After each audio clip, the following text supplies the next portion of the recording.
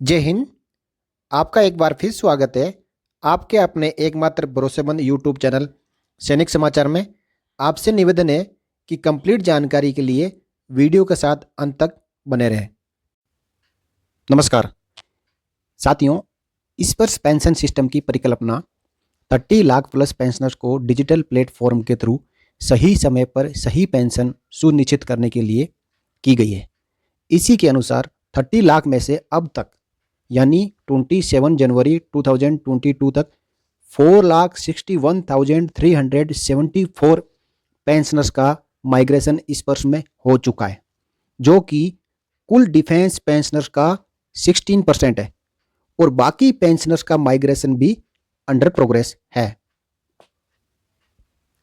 साथियों, जिन पेंशनर्स का माइग्रेशन के दौरान Aadhaar number, PAN number, mobile number और ईमेल आईडी यदि उनके पेंशन डाटा में सही अपडेट था और वही सेम स्पर्श में भी अपडेट हो गया है, वह तो अपनी स्पर्श रिलेटेड सभी सर्विसेज को प्रॉपरली ले रहे हैं। और यदि जिनकी ये जानकारियां अपडेट नहीं हो पाई है और उनके रिकॉर्ड में भी अपडेट नहीं है, उन्हें काफ़ी दिक्कतें आ रही है। सबसे इंपॉर्टेंट है आपका मोबाइल नंबर। यदि आपके पास में मोबाइल नंबर जो आपके पास में पेंशन डाटा के साथ अपडेट है और वो काम कर रहा है आज भी, चाहे पेंशनर्स आज से 5 साल पहले गया हो या 10 साल पहले गया हो, उससे पुराने की हम एक्सपेक्ट नहीं कर सकते क्योंकि उस समय मोबाइल नंबर का चलन बहुत ही कम था।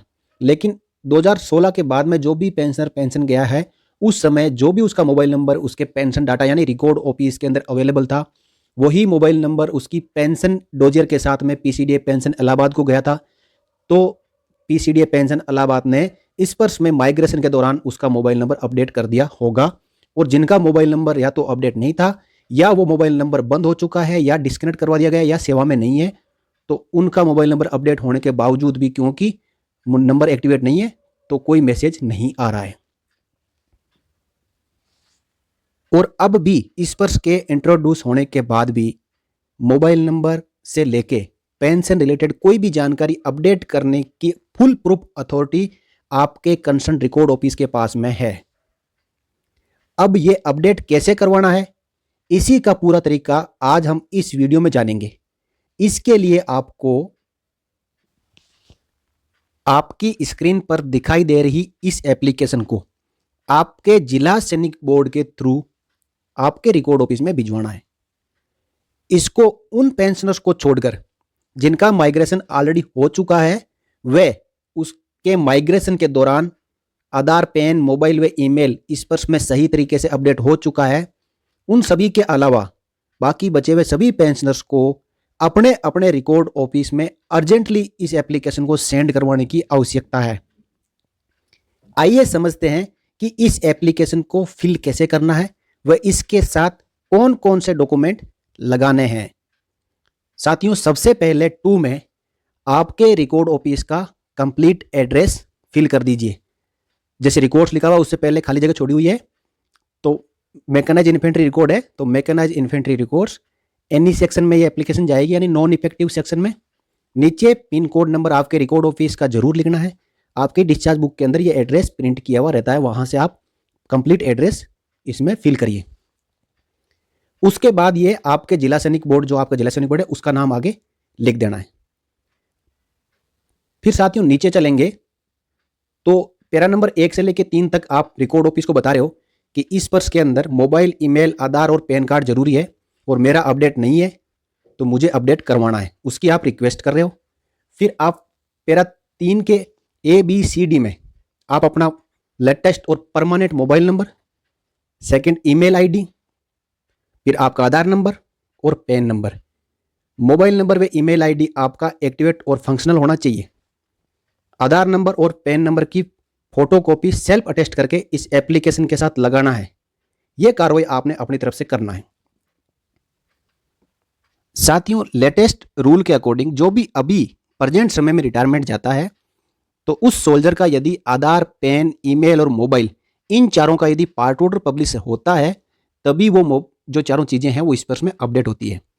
यदि गलती से कोई पार्ट ऑर्डर करवा रखा किसी मोबाइल नंबर का और मोबाइल नंबर बंद हो गया है, तो रिकॉर्ड ऑफिस आपका चाहे वो बंद भी हो गया लेकिन उसी मोबाइल नंबर को अपडेट करेगा।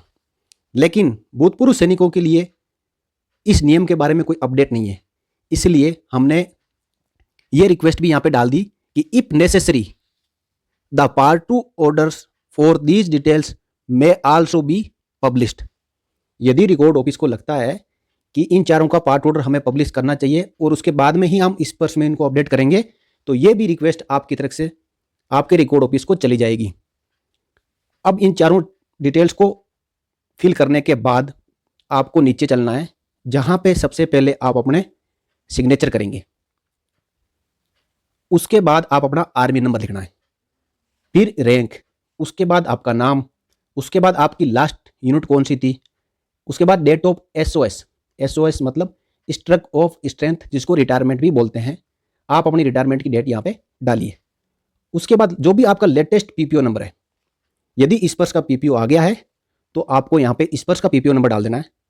और यदि स्पर्श का पीपीओ नंबर अभी तक आपका माइग्रेशन नहीं हुआ है तो जो भी ई पीपीओ या पुराना ओल्ड पीपीओ, आपका जो भी लेटेस्ट पीपीओ है, उसका पीपीओ नंबर यहाँ पे लिखना है।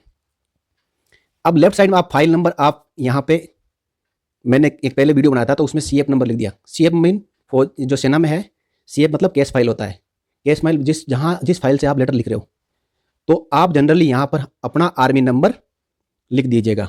इसमें कोई डाउट रखने वाली बात नहीं है, और नहीं भी लिखना है तो आप खाली छोड़ सकते हो। उसके बाद प्लेस में आप अपना गांव का नाम लिख सकते हो, और डेट में जिस दिन साइन कर रहे हो आप एप्लीकेशन जिला सैनिक बोर्ड में जा रहे हो, उस दिन का डेट आप यहाँ पे डाल देना है। साथियों, इसके साथ में एनक्लोज करने वाली चीज़ें यानी संलग्न करने वाली चीज़ें, आपका पीपीओ की कॉपी, डिस्चार्ज बुक की कॉपी और आपका एक्स सर्विसमैन का आइडेंटिटी कार्ड, इनकी कॉपी इस एप्लीकेशन के साथ में जरूर लगाना है, क्योंकि इन्हीं के साथ में आपका जिला सैनिक बोर्ड और रिकॉर्ड ऑफिस आपके इस एप्लीकेशन को अप्रूव और सैंक्शन करेगा। यानी जिला सैनिक बोर्ड में जाओगे तो ये डॉक्यूमेंट सब साथ में लगाओगे तो जिला सैनिक बोर्ड अधिकारी का साइन करवा के और रिकॉर्ड ऑफिस में भेजेगा, और रिकॉर्ड ऑफिस तभी इसको मानेगा जब आपके डॉक्यूमेंट साथ में लगे हुए होंगे। साथियों, क्योंकि डिजिटलाइजेशन का जमाना है, इनकरेक्ट मोबाइल नंबर और ईमेल आईडी भी किसी के द्वारा अपडेट की जा सकती है, तो इस फर्जरी से बचने के लिए आपको ये डॉक्यूमेंट साथ में अपने एज ए प्रूफ लगाने ही है। उसके बाद नीचे काम बच जाएगा जिला सैनिक बोर्ड का।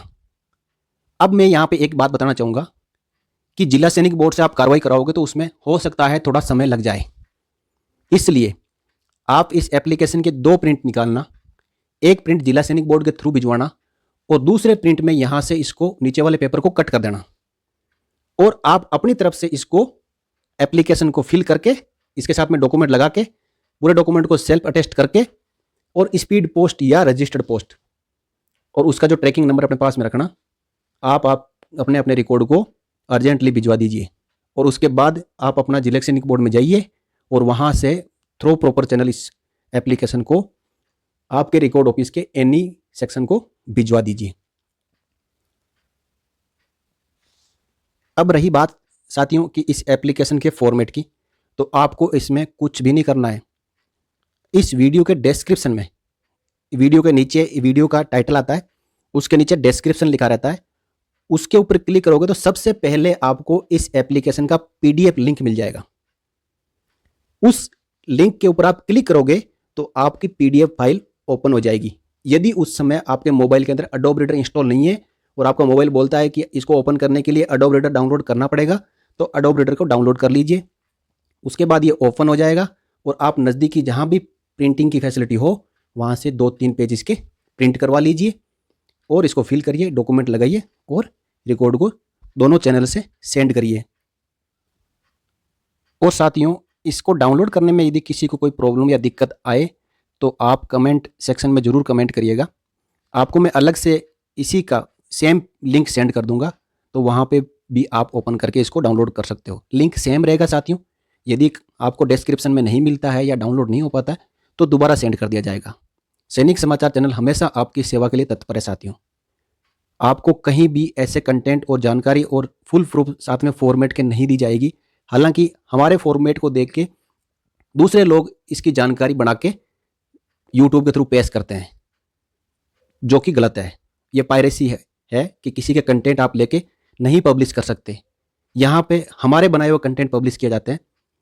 आपके लिए एप्लीकेशन बना के इस चैनल पे डाली जाती है और अन्य एप्लीकेशन भी आपको इसके अंदर, जैसे LTA की हो गई डेट ऑफ बर्थ और नाम करेक्शन करने की हो गई, हर तरीके की बैंक में मोबाइल नंबर और ईमेल अपडेट करने की एप्लीकेशन हो गई।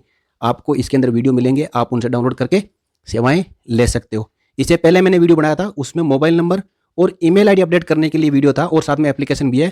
तो साथियों, अब आपको चारों चीज़ अपडेट करने के लिए यहाँ पे वीडियो मैंने आपके लिए पेश कर दिया है। यदि पहले वाले में से किसी ने एप्लीकेशन सेंड कर रखी है तो वही मोबाइल नंबर और ईमेल आईडी चेंज नहीं करना। अगेन इसके अंदर लिख के आप दोनों चैनल से इस एप्लीकेशन को भिजवा दीजिए, आपका अपडेट हो जाएगा। अब भेजने के बाद मेरे पास में कमेंट आते हैं कि मैंने भेज दिया, लेकिन कैसे पता चलेगा कि वो रिकॉर्ड ऑफिस के अंदर अपडेट हुआ है या नहीं हुआ है। तो इसके लिए साथियों, तो जितना आपको पता है उतना ही मैं बता सकता हूं कि उनके कॉन्टैक्ट नंबर और ईमेल है, संपर्क करिए। मोस्टली रिकॉर्ड ऑफिस के जो कॉन्टैक्ट नंबर होते हैं दिए हुए तो रहते हैं एक्सर्विसमैन को, लेकिन एक्सर्विसमैन की वैल्यू समझते नहीं और वो नंबर कभी लगते ही नहीं। तो इसका इलाज तो और भी दूसरे तरीके बहुत है कि आपको आरटीआई डालना पड़ेगा या नज़दीक रिकॉर्ड ऑफिस है तो विजिट करके भी आप पता कर सकते हो। तरीके बहुत हैं साथियों, थोड़ा सा मेहनत करना पड़ेगा और डिजिटलाइजेशन के इस ज़माने में स्पर्श के साथ बना रहना पड़ेगा। गवर्नमेंट ने जो भी स्टेप लिया है वो अच्छा है कि जो बैंकों के पास अधिकार थे आपकी पेंशन के, वो अधिकार अब आपके पास होंगे कि आपकी पेंशन है तो आपने क्या कार्रवाई करनी है, स्पर्श पर करिए। और अब मैं अपने ओल्ड एज पेंशनर और सीनियर सिटीजन से मैं रिक्वेस्ट करूंगा कि आप हताश परेशान ना होइए, आप किसी एजुकेटेड आदमी की मदद लीजिए और इसमें आपको ज़्यादा कुछ नहीं करना है। अभी आपने मोबाइल नंबर, ईमेल आईडी, आधार और पैन कार्ड रजिस्टर करवाना है और जिनके रजिस्टर है अच्छी बात है, उनको रजिस्टर होने के बाद में आपके जब मोबाइल नंबर वगैरह लिंक रहेंगे तो आपके मोबाइल पर SMS आएगा।